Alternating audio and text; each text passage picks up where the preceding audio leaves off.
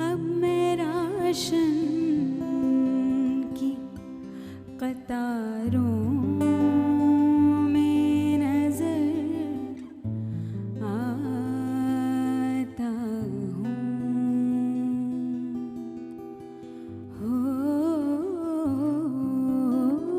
अब मैं राशन की कतारों में नजर आता हूँ।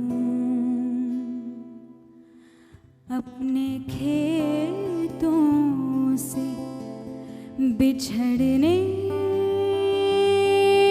की सजा पाता हूँ।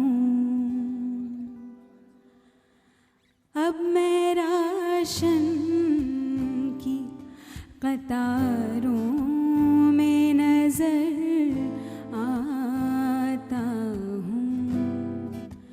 अब मैं राशन की कतारों में नजर आता हूँ।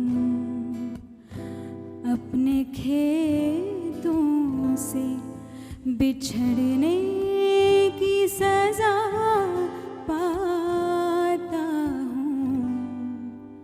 अब मैं राशन की कतारों में नजर आता हूँ।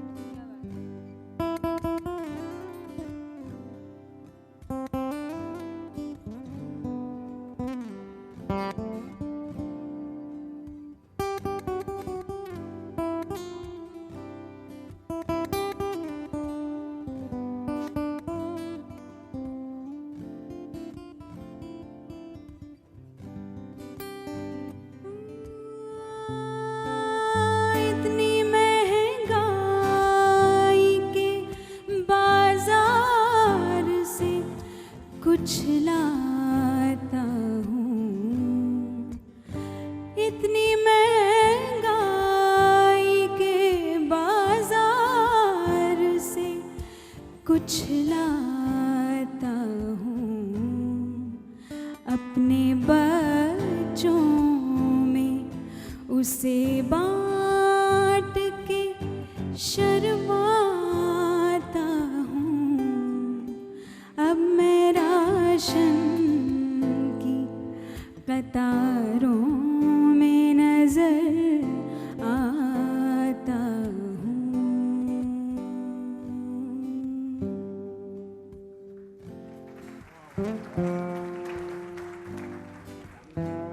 આવો આવો કાવ્ય પઠન, કાવ્ય ગાન અને કાવ્યનો આસ્વાદ આ ત્રિવેણીની શ્રેણીમાં તમારું સ્વાગત છે. જરા હસતું મોઢું રાખજો, બાકી બધું અમે સંભાળી લઈશું. આજે આપણા શાયર છે ખલીલ ધનતેજવી. 1992-93ની વાત મુંબઈમાં એક ભારતી વિદ્યાભવનમાં મોટો મુશાયરો થયો. કદાચ ખલીલ ધનતેજવીનો એ મુંબઈમાં પહેલો જ મોટો મુશાયરો હતો. ઓડિટોરિયમના પગથિયા ઉતરતા ઉતરતા મારો મિત્ર સંદીપ મને કહે, ઓહો આ ખલીલભાઈ શું ગઝલો કહે છે. ગઝલના સુવર્ણયુગના ઘાયલ, મરીઝ, બેફામ, સૈફ, શૂન્ય આ બધાની યાદ આવી ગઈ. મજાની વાત શું છે કે આ બધા શાયરોની ખાસ વાંચ્યા જ નથી ખલીલભાઈએ, માટે એ બધાની અસરથી તેઓ મુક્ત છે. તમે એક પ્રયોગ કરી જુઓ. ક્યારેક બેફામ, સૈફ, શૂન્ય, ઘાયલ, મરીઝ આ બધાની ગઝલો વાંચો, ત્યાર પછી ખલીલ ધનતેજવીની પણ ગઝલો વાંચો, સરખામણી કરો અને તમે શું તારણ પર આવો છો એ ફોન કરીને મને પણ કહેજો. તો સતત નવી ગઝલો લખતા જ રહે છે ખલીલ ધનતેજવી. થોડા વખતમાં તો એમની 1000 ગઝલોનું પુસ્તક બહાર આવવાનું છે. તેમણે ઉર્દુ ગઝલો પણ લખી છે, પરંતુ પોતાની ઉર્દુ ગઝલોના ગુજરાતી અનુવાદ કર્યા નથી. એ રીતે પોતાની જ અસરથી તેઓ પોતે મુક્ત છે. હા, બીજા ઉર્દુ ગઝલકારોની ખલીલ ધનતેજવીની ગઝલો પર અસર કેવી અને કેટલી એ તો કોઈ જાણકાર જ કહી શકે. ગુજરાતી મુશાયરાનો પ્રાણવાયુ એટલે ખલીલ ધનતેજવી. મનોજ ખંડેરિયાનો શેર છે કે તારે માટે ગઝલ મનોરંજન, મારે માટે તો પ્રાણવાયુ છે.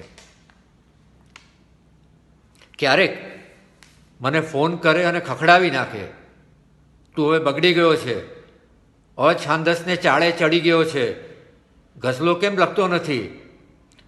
તો મારું સદભાગ્ય છે કે ખલીલ ધનતેજવી જેવો સાચા બોલો સર્જક એ મારો મિત્ર છે. અને જાહ્નવી શ્રીમાંકર એ ગઝલો ગાય તો એવી ગાય કે શ્રોતાઓ તો ઠીક, પણ શાયર પોતે પણ ભાવ સમાધિમાં પહોંચી જાય. અને રાજેશ વ્યાસ મિસ્કિન ગઝલ શાસ્ત્રમાં એણે PhD કર્યું છે, લોકપ્રિય ગઝલકાર છે. એ આજે ખલીલ ધનતેજવીની ગઝલો વિશે વાતો કરવાના છે. રાજેશભાઈ, ધ્યાન રાખજો, આ અમારા શ્રોતાઓ એવા છે કે તમે કેવી સમીક્ષા કરી એને માટે પાછા તમારી પણ સમીક્ષા કરવાના છે, એટલે વિચારીને બોલજો. તો આમંત્રણ આપું છું રાજેશ વ્યાસ મિસ્કિન. આજે ખલીલ ધનતેજવી અને તેમની ગઝલો વિશે વાત કરવી છે. પહેલાં વિચારતો હતો કે ગુજરાતી ગઝલ અને ખલીલ ધનતેજવીની ગઝલો, ગુજરાતી ગઝલમાં ખલીલ ધનતેજવીની ગઝલોનું સ્થાન અને એનો મહિમા, કે પછી એવું કોઈક શીર્ષક રાખું જેમાં ખલીલ ધનતેજવી એ ગુજરાતી ગઝલની પરંપરાનો આ કયા સ્થાને છે અને એ કેવો શાયર છે એની વાત કરું. પણ કોઈ શીર્ષક બાંધ્યા વગર મને થયું કે એમના વિશે થોડુંક વિહંગાવલોકન કરું, થોડીક વાતો એવી કરું. આમ તો સ્થિર જળ સાથે અટકચાળા ન કર, સ્થિર જળ સાથે અટકચાળા ન કર, કાંકરા નાખીને કુંડાળા ન કર. સ્થિર જળ સાથે અટકચાળા ન કર, કાંકરા નાખીને કુંડાળા ન કર. લોક દિવાળી ભલે ને ઉજવે, લોક દિવાળી ભલે ને ઉજવે, પેટ બાળીને તું અજવાળા ન કર. ને આજથી ગણ આવનારી કાલને. જિંદગીની અંદર આપણે પાછલા ભૂતકાળમાં જ બહુ જીવતા હોઈએ છીએ. જુઓ કેવી સરસ રીતે, કેટલી સિમ્પ્લિસિટી સાથે, કેવી સરળતાથી વાત કરે છે. આજની ગણ, આજથી ગણ આવનારી કાલને, પાછલા વર્ષોના સરવાળા ન કર. ને ક્યાંક પથ્થર ફેંકવાનું મન થશે, ઈંટને તોડીને ઢેખાળા ન કર. થઈ શકે તો રૂબરૂ આવીને મળ, થઈ શકે તો રૂબરૂ આવીને મળ. ઊંઘમાં આવીને ગોટાળા ન કર. ને છે કવિતાઓ બધી મોઢે મને, છે કવિતાઓ બધી મોઢે મને, મારી મિલકતના તું રખવાળા ન કર. પોતાની કવિતા જેને મોઢે છે, પોતાની કવિતાઓના રખવાળા, એમની મિલકતના રખવાળા લોકોને કરવાની ના પાડે છે. પણ ખરી વાત તો એ છે કે ખલીલ ધનતેજવીની ગઝલોના રખવાળા સમગ્ર સમાજ, ગઝલના ચાહકો કરે છે. અને એટલા માટે જ એમની સીધી સરળ સાદી ભાષાની અંદર ગુજરાતી ગઝલ એમને ફળી છે, અને એ આજે એ ગઝલના એવા શિખર ઉપર છે. ગુજરાતી ભાષાનો એક પણ એવો મુશાયરો નહીં હોય જાણીતો મોટો કે જે મુશાયરામાં ખલીલ ધંતેજવી ના હોય, જે મુશાયરો ખલીલ ધંતેજવીએ લૂંટ્યો ના હોય. આજે એ ખલીલ ધંતેજવી વિશે થોડીક વાતો કરવી છે. જેને મારી વાત સમજાતી નથી એ ગમે તે હોય ગુજરાતી નથી. સીધી સાદી વાત છે. ખલીલ ધંતેજવીની ગઝલો જેને ન સમજાય એ ગુજરાતી નથી. 6 ફૂટ કદાચ 3 ઇંચ અમિતાભ બચ્ચન જેટલી જ ઊંચાઈ અને એવું જ વ્યક્તિત્વ અને એના પહાડી ઘેરા ગંભીર અવાજમાં સ્ટેજ ઉપરથી ગઝલો રજૂ કરતા હોય ત્યારે લોકો એના અવાજમાં તણાઈ જાય છે, એની રજૂઆતમાં તણાઈ જાય છે, સાંભળતાની સાથે ગઝલ સમજાઈ જાય છે. આ ખલીલ ધંતેજવીની વાત મેં અમિતાભ બચ્ચનની વાત કરી એટલે મને એક પ્રસંગ એ પણ યાદ આવે છે કે અમિતાભ બચ્ચન એના શરૂઆતના ગાળામાં ખલીલ ધંતેજવીને મળે છે. એ બંને કોઈક પ્રસંગે ભેગા થવાનું થયું છે, મોટાભાગે કોઈ ફિલ્મ સ્ટુડિયોની અંદર. ખલીલ સાહેબ ત્યારે ફિલ્મી દુનિયાના પત્રકારત્વનું કામ કરતા હતા, પત્રકારત્વ ક્ષેત્રે હતા. અને એમણે અમિતાભને કહ્યું કે હું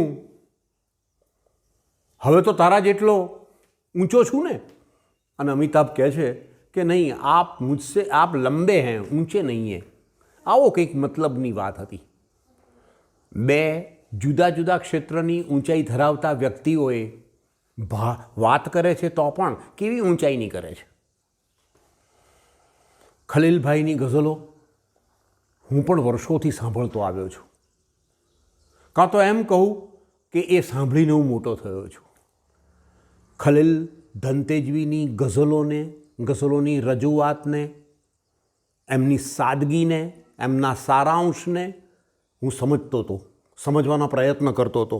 અને એમ કહું તો ચાલે, આજે આપની સાથે જે વાતો કરવા બેઠો છું એ ખરેખર તો મારા સ્મરણોમાં પડેલી એમની જે છબી છે, એમની ગઝલોની જે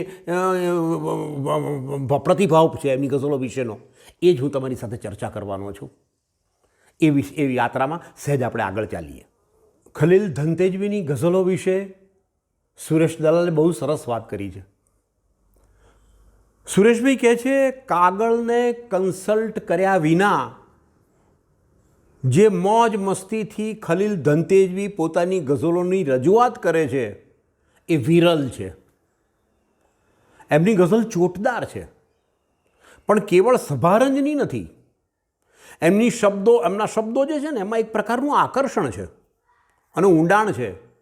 તમે જોજો ઘણીવાર એકની એક ગઝલ એમને અસંખ્ય મુશાયરાઓમાં ફરી કહેવા માટે શ્રોતાઓની વિનંતી હોય છે. જેને મારી વાત સમજાતી નથી એ ગમે તે હોય ગુજરાતી નથી.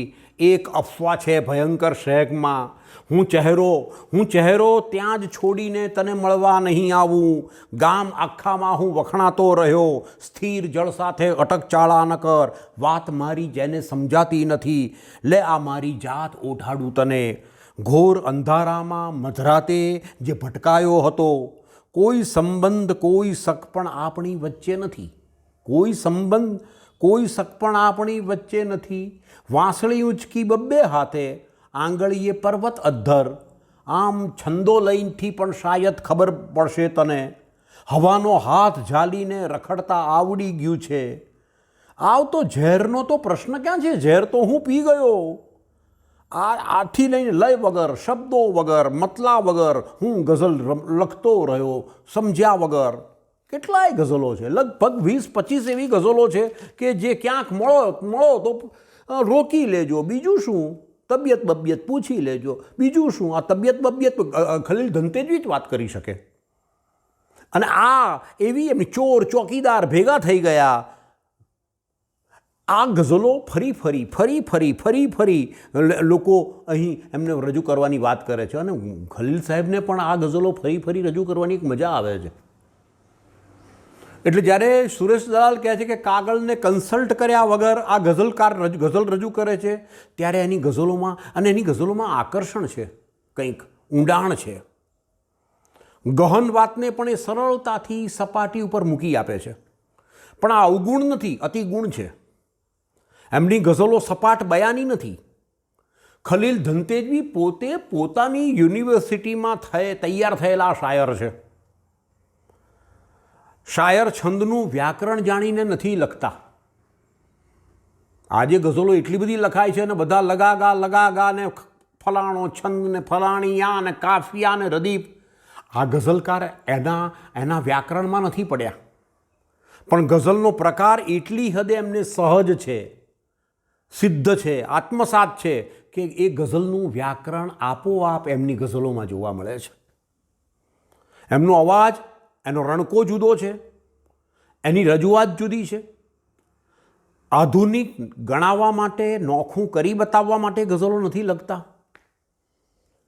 ગઝલની એક વિશેષતા પણ છે કે મૃગજળ આવે ને એટલે પછી તરસ ને રણ ને એવું જ કંઈક આવે, નદી જ આવે.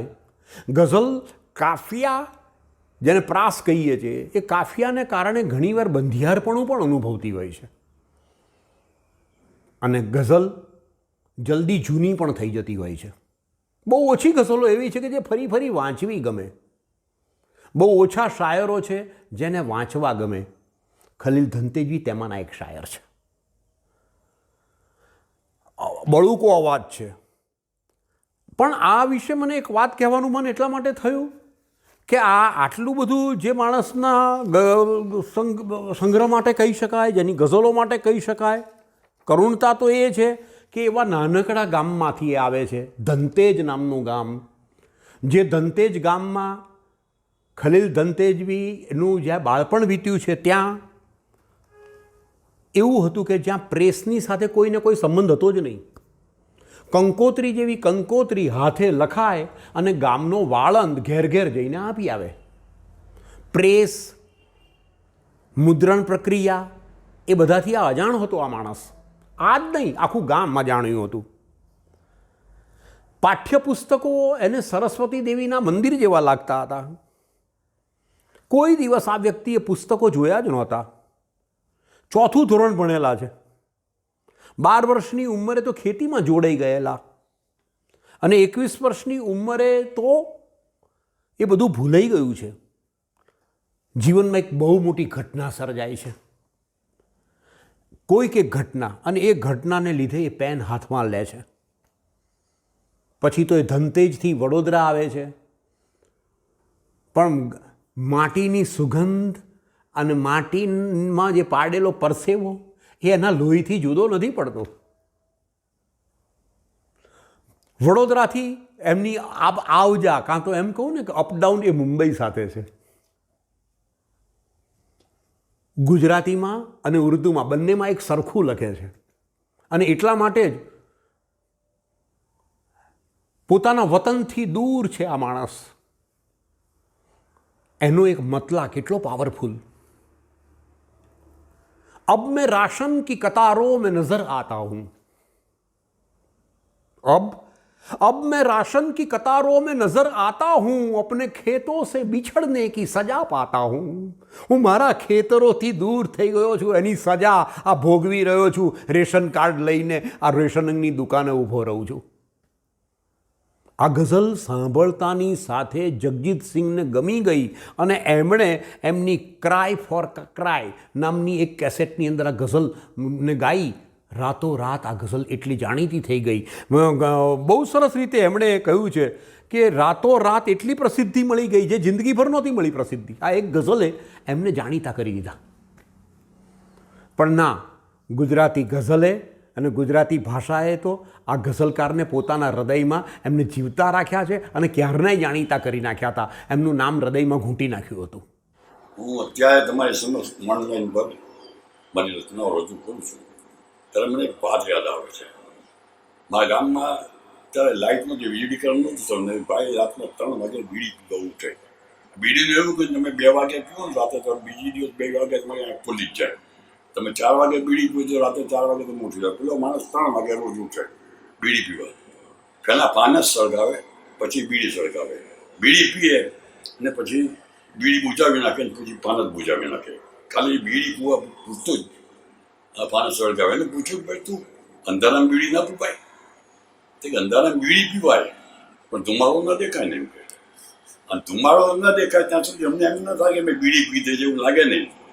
તો મને આજે યાદ આવ્યું યાર કે અમને રજૂઆત તો કરી પણ ઓડિયન્સ ના દેખાય ને અમને, એટલે અમને મજા ના આવે યાર. પણ ઠીક છે ભાઈ, અમે તમારા ઓડિયન્સ ન દેખાય એટલે એટલું ફોર્સ બી નથી આપી શકતા, એટલે રજૂઆત બી નથી કરી શકતા. પણ જે કંઈ રજૂ કરું તમે સ્વીકારી લેજો, પ્રેમથી સ્વીકારી લેજો. તમે અત્યાર સુધી પ્રેમ આપ્યો છે એવો પ્રેમ તમે આપશો એ સાથે મારા પાસે જે કંઈ આવડે જે કંઈ મોડો થશે તમને જ રજૂઆત કરી દઈશું. વાત મારી જેને સમજાતી નથી એ ગમે તે હોય ગુજરાતી નથી. વાત મારી જેને સમજાતી નથી એ ગમે તે હોય ગુજરાતી નથી. ચાર પંક્તિ છે કે હું જીવ્યો છું ન સમજો કે ફક્ત જીવ્યો છું. હું જીવ્યો છું ન સમજો કે ફક્ત જીવ્યો છું. શ્વાસની અડચણો વેઠીને સખત જીવ્યો છું. હું જીવ્યો છું ન સમજો કે ફક્ત જીવ્યો છું. શ્વાસની અડચણો વેઠીને સખત જીવ્યો છું. આપ તો આખું જીવન સાવ સળંગ જીવી ગયા. હું એક જિંદગી 10-12 વખત જીવ્યો છું.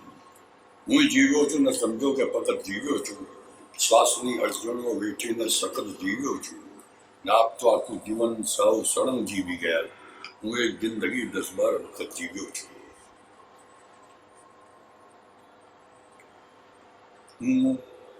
હું ભલે વીતી ગયેલી કાલ છું. હું ભલે વીતી ગયેલી કાલ છું. જિંદગી તું હજી ખુશાલ છું. મેં ઘણાના અશ્રુ લૂછ્યા ઉમ્રભર. મેં ઘણાના અશ્રુ લૂછ્યા ઉમ્રભર. હું બહુ ભીંજાયેલો રૂમાલ છું. મેં ઘણાના અશ્રુ લૂછ્યા ઉમ્રભર. હું બહુ ભીંજાયેલો રૂમાલ છું. અને બંને બેઉ બાજુ ખોતરે છે સૌ મને. બેઉ બાજુ ખોતરે છે સૌ મને. સરહદો વચ્ચેની હું દિવાલ છું. બેઉ બાજુ ખોતરે છે સૌ મને. સરહદો વચ્ચેની હું દિવાલ છું. અને એ વખતના માસ્તરના હાથમાં સૂટી હતી. એ વખતના માસ્તરના હાથમાં સૂટી હતી પણ ભણાવવાની રસમ કે રીત ખોટી હતી. એ વખતના માસ્તરના હાથમાં સૂટી હતી પણ ભણાવવાની રસમ કે રીત ખોટી હતી. મારાને તારા સમયમાં એ ફરક છે દીકરા કે તારા રૂપિયા કરતાં મારી પાવલી મોટી હતી. તારાને મારા સમયમાં એ ફરક છે દીકરા તારા રૂપિયા કરતાં મારી પાવલી મોટી હતી. શર્મિલી આંખો શરાબી કેમ છે? શર્મિલી આંખો શરાબી કેમ છે? લજ્જાળુ ચહેરો ગુલાબી કેમ છે? શર્મિલી આંખો શરાબી કેમ છે? લજ્જાળુ ચહેરો ગુલાબી કેમ છે? મારા પહેલા કોણ આવીને ગયું? આ એક્સ્ટ્રેને પ્રકાવી કેમ છે? શર્મિલી આંખો શરાબી કેમ છે? લજ્જાળુ ચહેરો ગુલાબી કેમ છે? મારા પહેલા કોણ આવીને ગયું? આ એક્સ્ટ્રેને કપરકાવી કેમ છે? હું જીવું છું હજી એ જ પૂછતું છે બસ. કે હું જીવું છું હજી એ જ પૂછતું છે બસ. એને પૂછું કે કેવું જીવાયું હતું. હું જીવું છું હજી એ જ પૂછતું છે બસ. એને પૂછો કે કેવું જીવાયું હતું. હું જીવું છું હજી એ જ પૂછતું છે બસ. એને પૂછો કે કેવું જીવાયું હતું. યાર હસવાની તો દૂરની વાત છે. રડવા જેવું ક્યારે રડાયું હતું. હું જીવું છું હજી એ જ પૂછતું છે બસ. એને પૂછો કે કેવું જીવાયું હતું. યાર હસવાની તો દૂરની વાત છે. રડવા જેવું ક્યારે રડાયું હતું. રડવા જેવું ક્યારે રડાયું હતું. અને હાથ જાલીને ચાલ્યા હતા તો ક્યાં બંને વચ્ચેનું અંતર કપાયું હતું. હાથ જાલીને ચાલ્યા હતા તો ક્યાં બંને વચ્ચેનું અંતર કપાયું હતું. આપણે એકબીજાને ભેટી પડ્યા. દિલથી તો દિલ સુધી ક્યાં જવાયું હતું. હાથ જાલીને ચાલ્યા હતા તો ક્યાં બંને વચ્ચેનું અંતર કપાયું હતું. આપણે એકબીજાને ભેટી પડ્યા. દિલથી તો દિલ સુધી ક્યાં જવાયું હતું. દિલથી તો દિલ સુધી ક્યાં જવાયું હતું. અને ડાળે બાંધી દુપટ્ટાનું ખોયું અને માએ સુવડાવી દીધું હતું બાળપણ. ડાળે બાંધી દુપટ્ટાનું ખોયું અને માએ સુવડાવી દીધું હતું બાળપણ. હિંચકું નાખ્યું હતું વાયરાએ અને પાન કરેલે હિંચકું નાખ્યું હતું વાયરાએ અને પાંદડાઓએ હળદરું ગાયું હતું. ડાળે બાંધી દુપટ્ટાનું ખોયું અને માએ સુવડાવી દીધું હતું બાળપણ, હિચકું નાખ્યું હતું વાયરાએ અને પાંદડાઓએ હલડનું ગાયું હતું. અને ત્રાસી નજરે તે મારા તરફ જોઈને સ્મિત નાખ્યું હતું, યાદ છે કઈ તને? ત્રાસી નજરે તે મારા તરફ જોઈને સ્મિત ફેંક્યું હતું, યાદ છે કઈ તને? તારા માટે તો એ મોજ મસ્તી હશે, પણ ખબર છે મારું દિલ કવાયું હતું. ત્રાસી નજરે તે મારા તરફ જોઈને સ્મિત ફેંક્યું હતું, યાદ છે કઈ તને? તારે માટે તો એ મોજ મસ્તી હશે, પણ ખબર છે મારું દિલ કવાયું હતું. આપણામાં એ લૈલા એ મજનુ નથી, આપણામાં એ લૈલા એ મજનુ નથી જેણે બદનામ થઈ મેળવી નામના. આપણામાં એ લૈલા એ મજનુ નથી જેણે બદનામ થઈ મેળવી નામના. એકબીજાના બંને દીવાના હતા. આપણાથી ક્યાં એવું થવાયું હતું?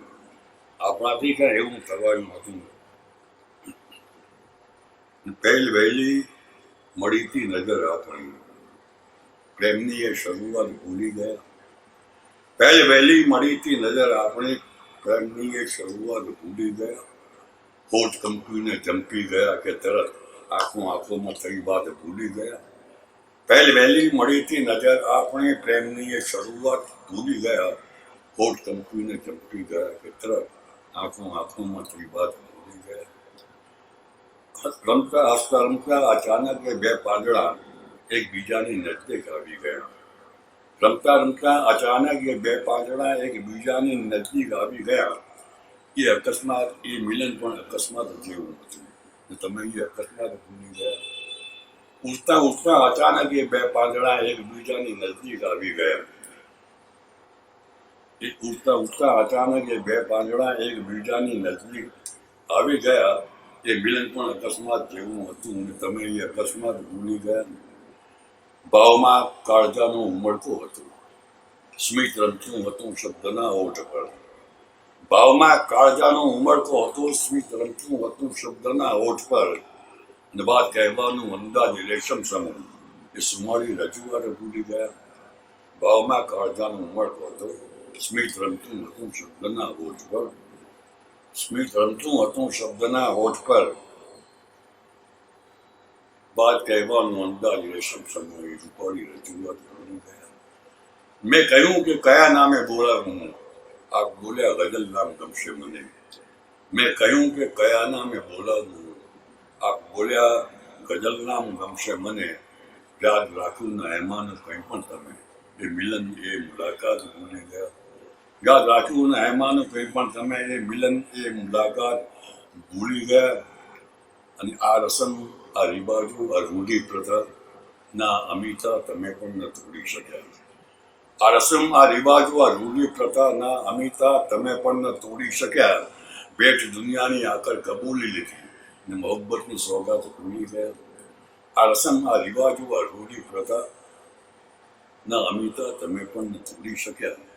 ભેટ દુનિયાની આકર કબૂલી લીધી ને મોહબ્બતની સોગાત ભૂલી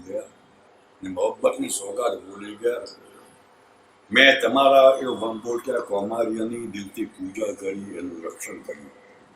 મેં તમારા એ વણગોટ્યા કૌમાર્યની દિલથી પૂજા કરી, એનું રક્ષણ કર્યું. મારી સાથે તમે જે ગુજારી હતી એ કુમારી હતી, રાત ભૂલી ગયા. મેં તમારા એ વણગોટ્યા કૌમાર્યની દિલથી પૂજા કરી, એનું રક્ષણ કર્યું. મારી સાથે તમે જે ગુજારી હતી એ કુમારી હતી, રાત ભૂલી ગયા. એ કુમારી હતી, રાત ભૂલી ગયા. ક્યાં મળ્યા, ક્યાં વિખૂટા પડ્યા આપણે, શું થયું, શું હતું, કેવી ઘટના બની. ક્યાં મળ્યા, ક્યાં વિખૂટા પડ્યા આપણે, શું હતું, શું થયું, કેવી ઘટના બની. એ બધું યાદ તમને હશે તો ખરું, પણ અમે તો એ આઘાત ભૂલી ગયા.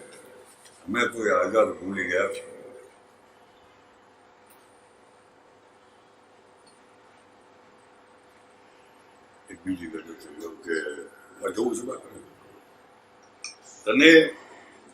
તને તારી પાસેથી માગવું એવી દુઆ માંગવાની તું પરવાનગી દે. તને તારી પાસેથી માગવું એવી દુઆ માંગવાની તું પરવાનગી દે. તને તારી પાસેથી માગવું એવી દુઆ માંગવાની તું પરવાનગી દે. તને દોસ્તી મારી મંજૂર છે, તું તને ચાહવાની તું પરવાનગી દે. તને તારી પાસેથી માગવું એવી દુઆ માંગવાની તું પરવાનગી દે. તને દોસ્તી મારી મંજૂર છે, તને ચાહવાની તું પરવાનગી દે. તને ચાહવાની તું પરવાનગી દે. આ દરિયાની લહેરોની માફક નથી હું કે કિનારાને સ્પર્શીને પાછો વળી જાઉં. દરિયાની લહેરોની માફક નથી કે કિનારાને સ્પર્શીને પાછો વળી જાઉં. હું આંખોના ઉંબર લગોલગ ઊભો છું. હૃદય લગ જવાની તું પરવાનગી દે. હું દરિયાની લહેરોની માફક નથી કે કિનારાને સ્પર્શીને પાછો વળી જાઉં. હું આંખોના ઉંબર લગોલગ ઊભો છું. હૃદય લગ જવાની તું પરવાનગી દે. તું મક્તા વગરની કુંવારી ગઝલ છે, તો શીર્ષક વિનાની નવી વાર્તા છે. તું મક્તા વગરની કુંવારી ગઝલ છે, તો શીર્ષક વિનાની નવી વાર્તા છે. હવે બસ તમન્ના તને વાંચવી છે, તને વાંચવાની તું પરવાનગી દે. તું મક્તા વગરની કુંવારી ગઝલ છે, તો શીર્ષક વિનાની નવી વાર્તા છે. હવે બસ તમન્ના તને વાંચવી છે, તને વાંચવાની તું પરવાનગી દે. અને ભલે તું અચાંદર છે તો પણ તું જોજે તરન્નુમ પ્રગટશે તારા હોઠમાંથી. ભલે તું અચાનક છે તો પણ તું જોજે તરન્નુમ પ્રગટશે તારા હોઠમાંથી. ગઝલ જેમ મારે તને છેડવી છે, તને છેડવાની તું પરવાનગી દે. ભલે તું અચાનક છે તો પણ તું જોજે તરન્નુમ પ્રગટશે તારા હોઠમાંથી. ગઝલ જેમ મારે તને છેડવી છે, તને છેડવાની તું પરવાનગી દે. સાદગી, સારાંશ, સોગાત એ એમના ગઝલ સંગ્રહો છે. એકની એક પંક્તિને અડધેથી તોડીને ફરી પાછી રજૂ કરવાની, આંગળી આમ સહેજ ઊંચી કરીને બોલવાની, એની જુદી જુદી મુદ્રાઓ, જુદા જુદા એક્સપ્રેશન સાથે રજૂઆત કરતા જવાની. પણ ખલીલ સાહેબની જેમ આ ગઝલોની વિશેષતા છે, જેમ મેં કહ્યું એમ એની એ જ ગઝલો ફરી ફરી આપણને સાંભળવા મળે એમ કહેવાય, એમ એમનું એક આ પણ છે કે કદાચ એમને એવું લાગ્યું હશે કે મુશાયરામાં જે આ બધી ગઝલો સફળ ગઈ છે એ ગઝલો દરેક સંગ્રહમાં હોવી જોઈએ. અને એટલા માટે જ એમના કોઈ પણ સંગ્રહ ઉપાડો, 25-30 ગઝલો એવી છે કે જે દરેક સંગ્રહમાં હોવાની ફરી ફરી એમણે પ્રિન્ટ કરેલી છે. એટલે કદાચ કોઈને સાદગી ના મળ્યું હોય તો સોગાત વાંચે. કોઈ પણ ગઝલ સંગ્રહ તમે ખોલો તો એમાં પેલી 25 ગઝલો તો તમને જોવા મળે જ. બીજી એક મર્યાદા કહું તો મર્યાદા, વિશેષતા કહું તો વિશેષતા. ગઝલની અંદર થોડુંક વ્યંગની વાત કરવામાં આવે, જેને હઝલ કહેવાય છે. તમાચો ખાઈ લઉં ગાંધીગીરીના નામ પર, કિંતુ આ પત્નીને બા સંબોધવું આપણને નહીં ભાવે. આવા ઘણા શેર એમની ગઝલ ગંભીરતાથી જતી હોય, ખૂબ સરસ રીતે જતી હોય, અને ઓચિંતો એક શેર એ આવો કહી દે. ગઝલમાં એકાદ શેર હઝલનો પણ ફિટ થઈ જાય એ સહજતાથી થાય અને કરી શકે છે. ગુજરાતી ગઝલને માટે જો બાલાશંકર કંથારિયા અને કલાપીથી એ શરૂઆત થઈ એમ ગણીએ તો આજે તો લોકોના હૈયે અને હોઠે ગઝલ રમે છે. પણ આ હૈયે અને હોઠે રમતી ગઝલ જે થઈ એની પાછળ મુશાયરા પ્રવૃત્તિનું બહુ મોટું યોગદાન છે. માત્ર મુશાયરાઓનું યોગદાન છે એમ કહું તો પણ અતિશયોક્તિ નથી. ગઝલ સમ્રાટ શૈદાએ ગઝલ પ્રવૃત્તિની આરંભ કર્યો. ગામે ગામ મુશાયરાઓ થયા. ગામે ગામ મુશાયરાની અંદર લોકો સુધી ગઝલ પહોંચી. તો ગઝલ વિશેની પણ 2-3 વાતો કહી દેવાનું મન થાય છે. શૈદાનું નામ યાદ આવ્યું એટલે આપણને આ ગઝલકારોના નામ મૂળ આમ તો ખલીલ ધનતેજવીનું નામ ખલીલ ધનતેજવી નથી, પણ આપણે જે શાયરને જે નામથી પરિચિત હોઈએ છીએ એ નામ વધારે હૃદયમાં ગુંજતું રહે અને એ જ નામથી જમાનો અને સમય ઓળખતો હોય છે. હરજી લવજી દામાણી એનું નામ એને કોઈ ઓળખે નહીં, પણ શૈદા કહો તો તરત યાદ આવી જાય કે હા શૈદા સાહેબ. શૈદાથી લઈને ખલીલ ધનતેજવી સુધીના શાયરોની એક વિશેષતા એ પણ છે કે આ બધા શાયરો મુશાયરાના શાયરો છે. કાગળને કન્સલ્ટ કર્યા વિના ગઝલો રજૂ કરનારા શાયરો છે. ગઝલને જીવતી રાખનારા શાયરો છે. શૈદાએ ગઝલના મુશાયરાઓની શરૂઆત કરી તો આ જ મુશાયરાની પરંપરાને અમૃત ઘાયલ છે સૈફ પાલનપુરી, શૂન્ય પાલનપુરી, મરીઝ, ગની દહીંવાલા, બરકત વિરાણી, બેફામ, કોઈક નામ ભૂલી પણ જઈશું કારણ કે યાદ એટલે એક સામટા આટલા બધા શાયરો, બેકાર, હઝલ સમ્રાટ બેકાર, કિસ્મત કુરેશી, કેટલાક શાયરો, ખૂણે ખૂણે, ગામે ગામ, અકબરભાઈ જસદણવાળા, નાઝિર દેખૈયા, કેટલા શાયરોએ આ ગુજરાતી ગઝલને ધમધમતી રાખી, કર્ણોપકર્ણ પહોંચાડી. સૈફ પાલનપુરી અને જલન માત્રી જેવા તો સમર્થ સંચાલકો મળ્યા. જલન માત્રી એક એવો શાયર છે કે જેમ કહી શકાય કે જે ગઝલની પરંપરાનો સૌથી મોટો વળાંક અને સૌથી મોટો સંચાલક સૈફ પાલનપુરી જેવા છે. પણ એ જ પરંપરાનું છેલ્લું નામ મારી દ્રષ્ટિએ આજે ગુજરાતી ગઝલની પરંપરાનો જે આખો યુગ છે એ યુગનો છેલ્લો સિતારો, છેલ્લો જ્યોતિર્ધર જેને હું નામ આપું તો એ છે ખલીલ ધનતેજવી. એ પછી ગઝલ બદલાય છે. આદિલ મંસૂરી, રાજેન્દ્ર શુક્લ, મનોજ ખંડેરિયા, ચિનુ મોદી, આ બધા પાસે ગુજરાતી ગઝલના મેઇન સ્ટ્રીમમાં આવે છે, મુખ્ય પ્રવાહ સાથે જોડાય છે. એ પછીનો જે ગાળો છે એમાં તમે રાજેશ વ્યાસ મિસ્કિનને ગણો, હૃદયન ઠક્કર, હેમેન શાહ, મુકુલ ચોકસી, કેટલા નામો, કેટલા બધા નામો, ફરી પાછા નામો ઘણા ભૂલી જઈશ તો મુશ્કેલી થશે, પણ ઘણા બધા નામો, અઢળક, રશીદ મીર, ઘણા બધા નામો લખે છે ગઝલો, લલિત ત્રિવેદી, અને એ બધા ગઝલકારો લખે છે. ત્યારે એ ગઝલકારો પાસે ગઝલ આવી છે ત્યારે ગઝલકારો પીએચડી થયેલાઓ છે, ગઝલ ઉપર સંશોધન કરનારાઓ છે, વાંચનારા છે. માત્ર ગઝલ જ નથી વાંચનારા, વિશ્વ કવિતાઓ પણ વાંચે છે. અને આજે તો ગઝલ એટલે એમ કહેવાય કે જે કવિ છે એ ગઝલ લખતો જ હોવો જોઈએ. એક સમય એમ કહેવાતું હતું કે સોનેટ લખે એ કવિ છે, આજે ગઝલ લખે છે એ કવિ છે એમ કહેવાય છે. તો ગઝલ આજે લોકો સુધી પહોંચી છે, ઘરે ઘરમાં જાણીતી છે. એ ગઝલની અંદરની પરંપરાનું એક મહત્ત્વનું નામ એટલે ખલીલ ધનતેજવી. શાયદા સાહેબથી ગઝલના મુશાયરાની શરૂઆત થઈ એમ કહીએ તો એક વાત કહું કે ગઝલકારોને બે વસ્તુ બહુ ફળી છે. એક નવલકથા. ગઝલ સમ્રાટ શાયદાએ એટલી બધી નવલકથાઓ લખી છે અને એટલી જ નવલકથાઓ સૈફ પાલનપુરીએ લખેલી છે અને સંખ્યાની દ્રષ્ટિએ ઘણી બધી મોટી કહી શકાય એટલી બધી ગઝલો, કદાચ હું માનું તો 20-25 જેટલી નવલકથાઓ ખલીલ ધનતેજવીએ લખેલી છે. એ નવલકથાકાર છે, નાટ્યકાર છે, નાટકો લખ્યા છે, એમના ગઝલ સંગ્રહો તો છે જ, પણ ગુજરાતી ફિલ્મોની અંદર કથા, પટકથા, સંવાદ, ગીતો એ બધું લખેલું છે.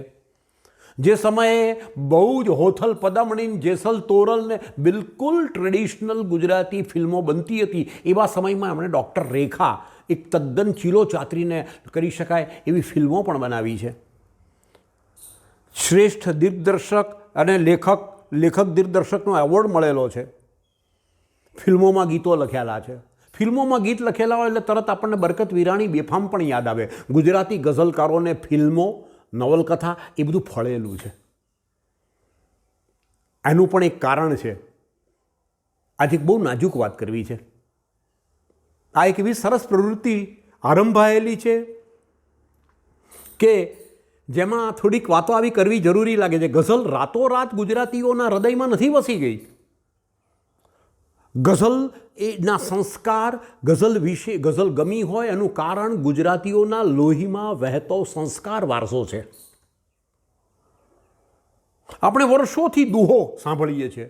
દુહાની પણ ખૂબી એ છે કે બે પંક્તિમાં વાત કરી દેવાની.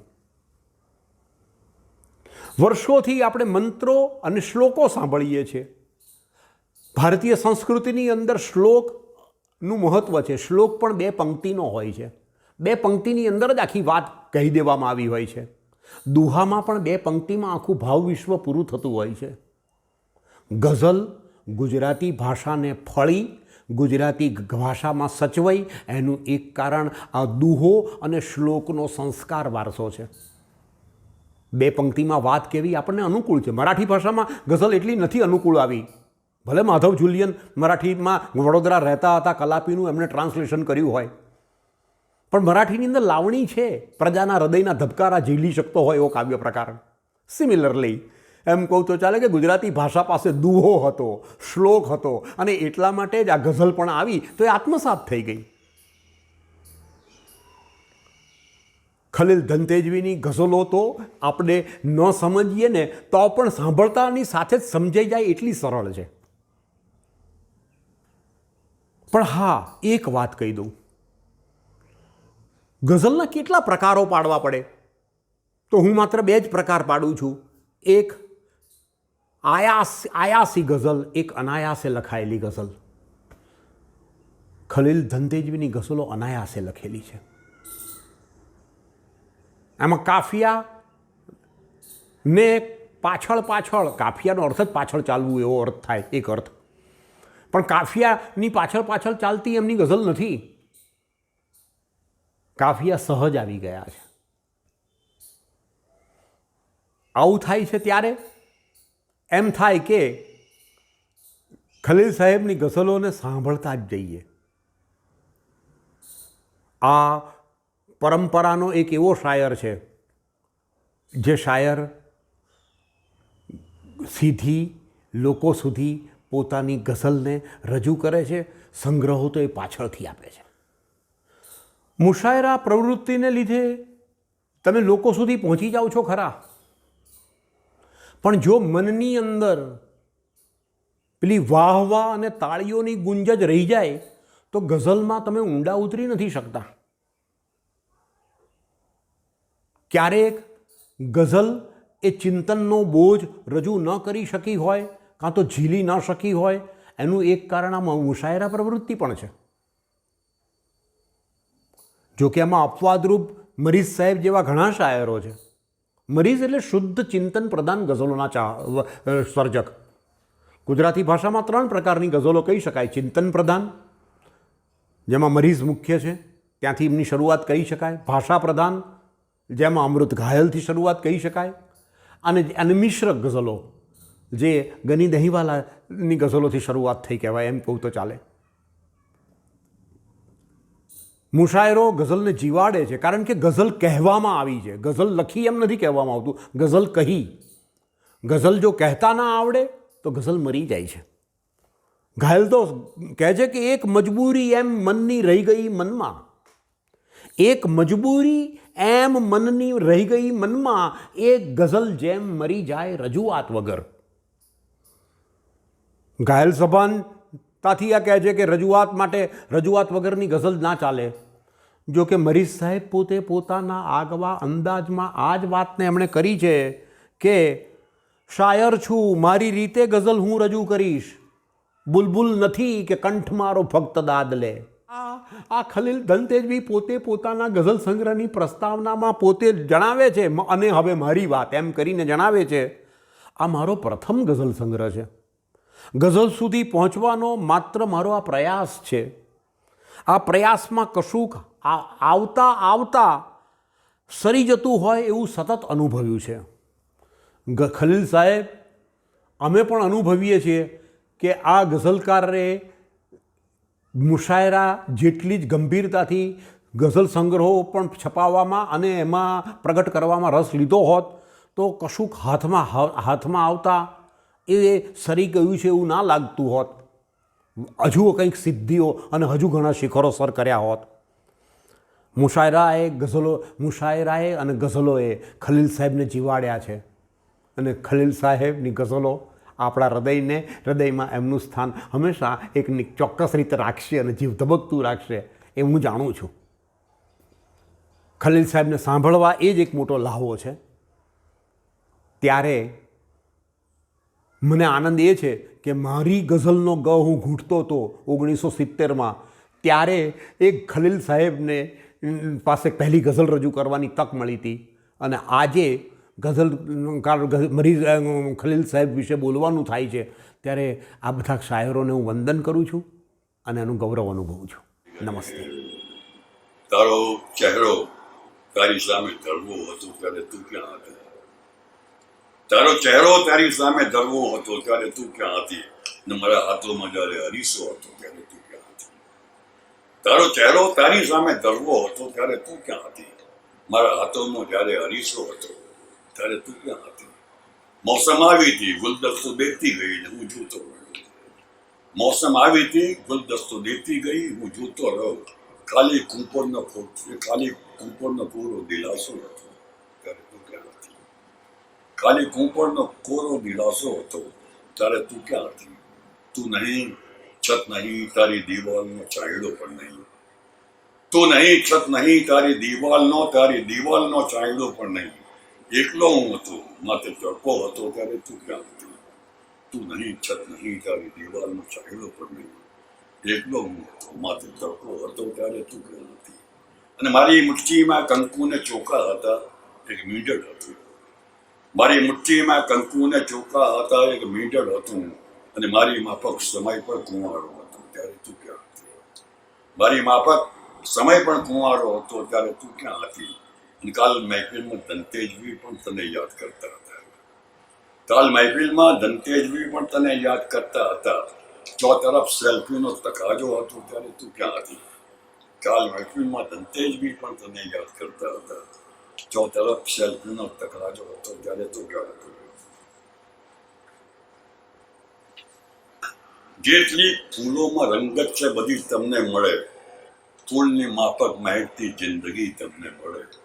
જેટલી ફૂલોમાં રંગત છે બધી તમને મળે, ફૂલની માફક મહેકતી જિંદગી તમને મળે. ફૂલની માફક મહેકતી જિંદગી તમને મળે. યાદ જ્યારે પણ તમે આવ્યા મેં દુઆ માંગી છે દુઆ. યાદ જ્યારે પણ તમે આવ્યા મેં માંગી છે દુઆ. જે મારી કિસ્મતમાં છે એ પણ ખુશી તમને મળે. યાદ જ્યારે પણ તમે આવ્યા મેં માંગી છે દુઆ. જે મારી કિસ્મતમાં છે એ પણ તમને ખુશી તમને મળે. અને મોસમ એ રીતે મોસમ પણ તમારું ધ્યાન રાખે દર વખત. એ રીતે મોસમ પણ એક રીતે મોસમ તમારું ધ્યાન રાખે દર વખત. કાંઈ પણ કૂપળ તૂટે પણ તાજગી તમને મળે. એ રીતે મોસમ તમારું ધ્યાન રાખે દર વખત. કાંઈ પણ કૂપળ તૂટે ને તાજગી તમને મળે. મેં તમારા માટે એક નવી જગ્યા કરી છતને ઉપર. ચાંદ મારી પાસે આવે ચાંદની તમને મળે. ચાંદ મારી પાસે આવે ચાંદની તમને મળે.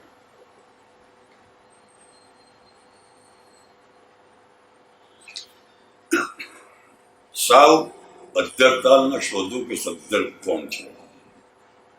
સાવ અધ્ધર તાલ ન શોધો કે સદ્ધર કોણ છે. ઝેરનો પ્યાલો લઈ પૂછો કે શંકર કોણ છે. સાવ અધ્ધર તાલ ન શોધો કે સદ્ધર કોણ છે.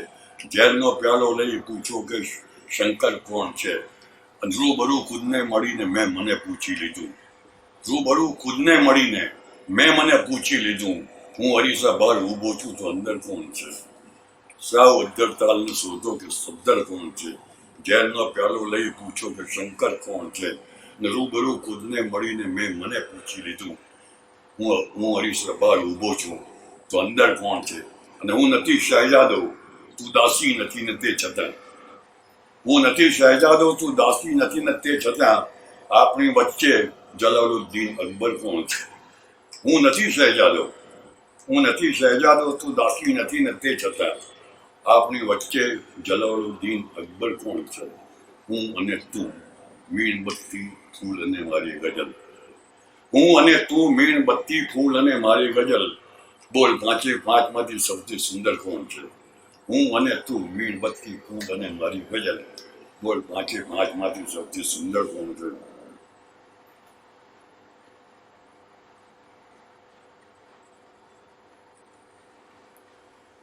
ને પછી એવું થયું કે રાત વરસાદી હતી.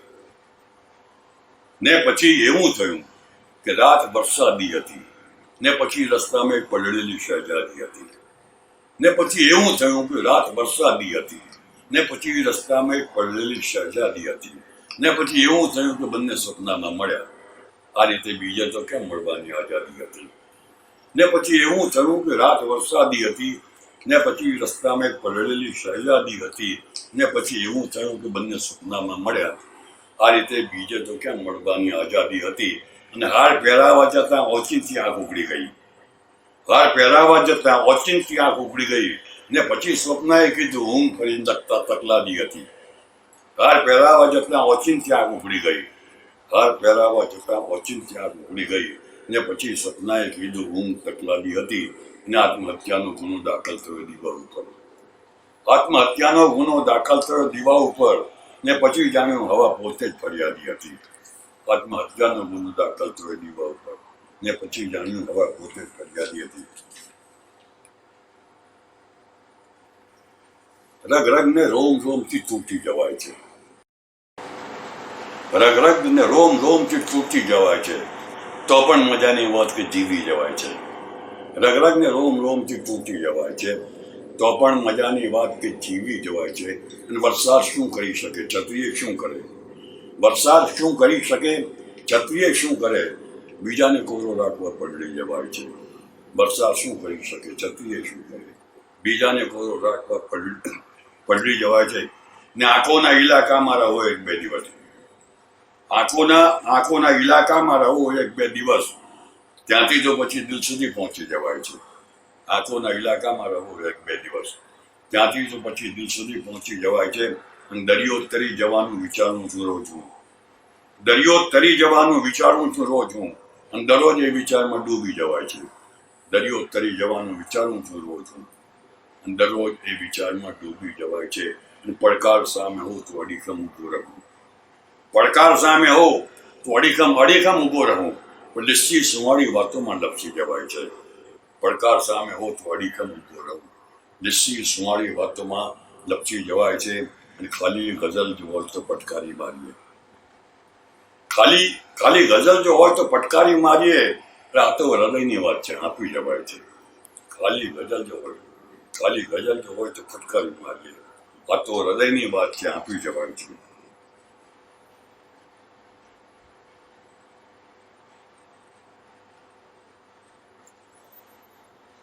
હવાનો હાથ જાલીને રખડતા આવડી ગયું છે.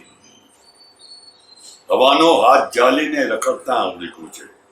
મને ખુશ્બુની દુખતી રગ પકડતા આવડી ગયું છે. હવાનો હાથ જાલીને રખડતા આવડી ગયું છે. મને ખુશ્બુને દુખતી રગ પકડતા આવડી ગયું છે. અને બધા ગમતી દળો વચ્ચે અમારી નોંધ લેવાશે. બધા ગમતી દળો વચ્ચે અમારી નોંધ લેવાશે. બરી મહેફિલમાં સૌની નજરે ચડતા આવડી ગયું છે. બરી મહેફિલમાં સૌની નજરે ચડતા આવડી ગયું છે. અને હવે આનાથી નાજુક સ્પર્શ બીજો હોય પણ ક્યાંથી? હવે આનાથી નાજુક સ્પર્શ બીજો હોય પણ ક્યાંથી? મને પાણીના પરપોટાને હળતા આવડી ગયું છે. હવે આનાથી નાજુક સ્પર્શ બીજો હોય પણ ક્યાંથી? મને પાણીના પરપોટાને હળતા આવડી ગયું છે. ને હવે તો નાગને પણ ઝેર ખાવાનો વખત આવ્યો. હવે તો નાગને પણ ઝેર ખાવાનો વખત આવ્યો. મદારીને હવે માણસ પકડતા આવડી ગયું છે. હવે તો નાગને પણ ઝેર ખાવાનો વખત આવ્યો. મદારીને હવે માણસ પકડતા આવડી ગયું છે. અને સુખ ચેન તો કર્તવ્ય વગર ક્યાંથી લાવશો? સુખ ચેન તો કર્તવ્ય વગર ક્યાંથી લાવશો? સુખ ચેન તો કર્તવ્ય વગર ક્યાંથી લાવશો? તમને દુઆ તો મળશે, અસર ક્યાંથી લાવશો? સુખ ચેન તો કર્તવ્ય વગર ક્યાંથી લાવશો? તમને દુઆ તો મળશે, અસર ક્યાંથી લાવશો? અને બંગલો તો ઓછા વખતે ગમે ત્યાં મળી જશે. બંગલો તો ઓછા વખતે ગમે ત્યાં મળી જશે. ઘર કહી શકાય એ ઘર ક્યાંથી લાવશો? બંગલો તો ઓછા વખતે ગમે ત્યાં મળી જશે. ઘર કહી શકાય એ ઘર ક્યાંથી લાવશો? અને શંકરની જેમ નાગને મફલર કરી શકો. શંકરની જેમ નાગને મફલર કરી શકો, પણ ઝેર પી જવાનું જીગર ક્યાંથી લાવશો? શંકરની જેમ નાગને મફલર કરી શકો, પણ ઝેર પી જવાનું જીગર ક્યાંથી લાવશો? પણ ઝેરનો તો પ્રશ્ન ક્યાં છે? ઝેર તો હું પી ગયો. ઝેરનો તો પ્રશ્ન ક્યાં છે? ઝેર તો હું પી ગયો. આ બધાને જ વાંધો છે કે હું જીવી ગયો. ઝેરનો તો પ્રશ્ન ક્યાં છે? ઝેર તો હું પી ગયો. આ બધાને જ વાંધો છે કે હું જીવી ગયો. હું કોઈનું દિલ નથી, દર્પણ નથી, સપનું નથી. તો પછી સમજાવ કે હું શી રીતે તૂટી ગયો?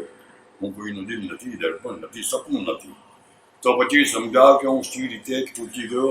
ને ખલીલ, કંઈક વખત એવું બન્યું કે છેક અંતિમ શ્વાસ પર, કંઈક વખત એવું બન્યું કે છેક અંતિમ શ્વાસ પર મોતને વાતોમાં વળગાડીને હું સરકી ગયો. કંઈક વખત એવું બન્યું કે છેક અંતિમ શ્વાસ પર મોતને વાતોમાં પડવીને હું સરકી ગયો. છેલ્લે એક મુક્તક છે 4 પંક્તિ છે કે ચાલ પર્વત પર ચડીને ખૂબ ચીસો પાડીએ. ચાલ પર્વત પર ચડીને ખૂબ ચીસો પાડીએ, અને જો આ સન્નાટો ન તૂટે તો તિરાડો પાડીએ. ચાલ પર્વત પર ચડીને ખૂબ ચીસો પાડીએ, જો આ સન્નાટો ન તૂટે તો તિરાડો પાડીએ. ને ખલીલ એવું કશું કરીએ કે સૌ ચોંકી ઉઠે. ને ખલીલ ચાલ પર્વત પર ચડીને ખૂબ ચીસો પાડીએ, જો આ સન્નાટો ન તૂટે તો તિરાડો પાડીએ. ને ખલીલ એવું કશું કરીએ કે સૌ ચોંકી ઉઠે.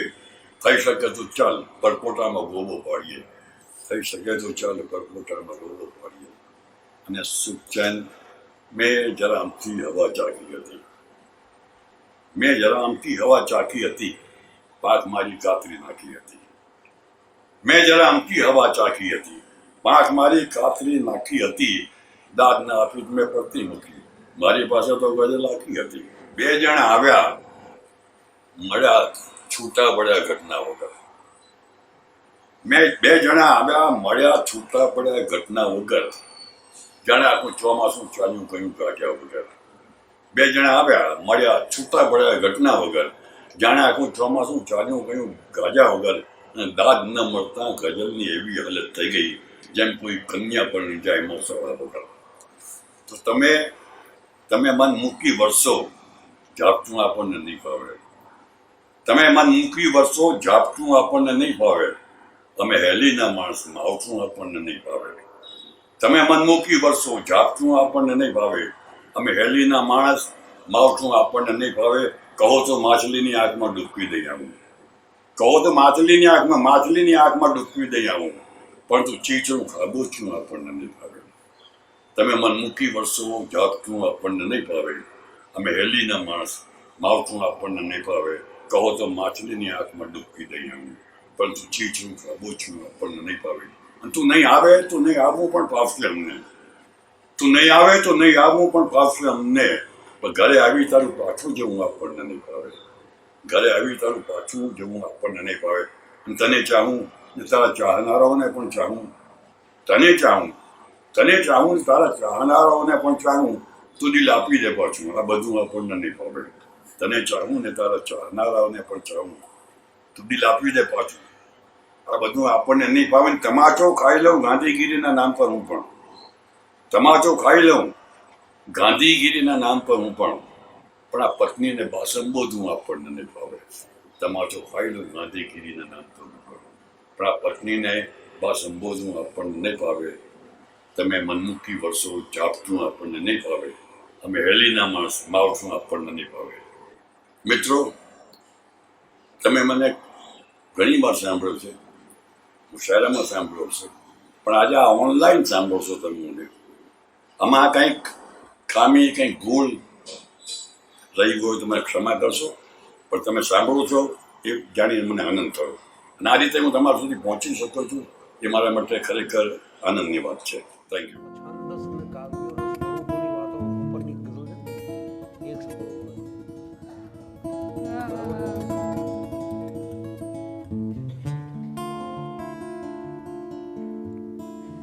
હું ચહેરો ત્યાં જ છોડીને તને મળવા નહીં આવું.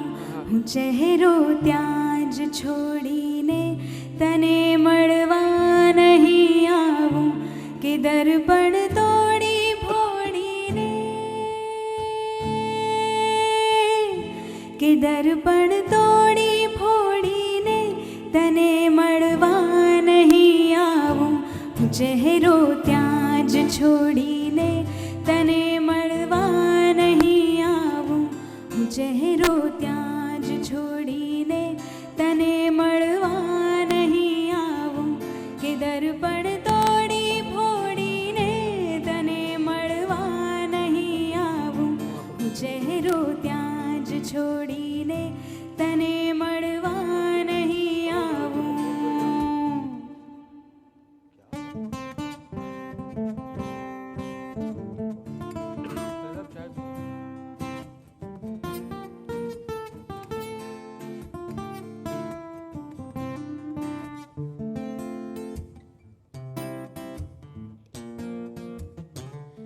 ખુમારી તો ખરેખર વારસાગત છે, ખુમારી તો ખરેખર વારસાગત ટેવ છે મારી, ખુમારી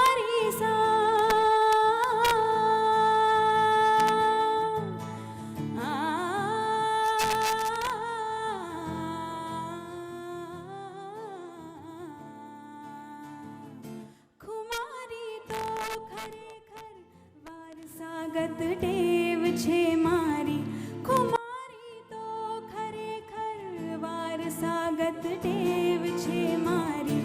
હું મારી ટેવ છોડીને તને મળવા નહીં આવું, હું મારી ટેવ છોડીને તને મળવા નહીં આવું, હું ચહેરો ત્યાં જ છોડીને તને મળવા નહીં આવું.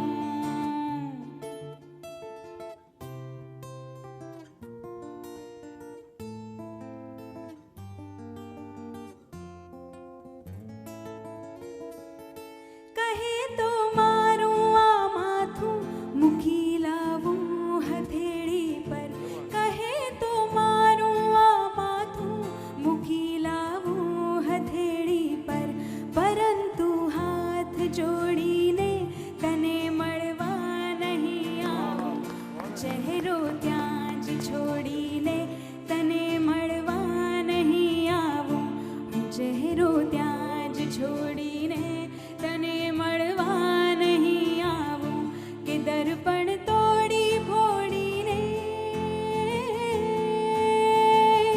કે દર્પણ તોડી ફોડીને તને મળવા નહીં આવું, હું ચહેરો ત્યાં જ છોડીને તને મળવા નહીં આવું.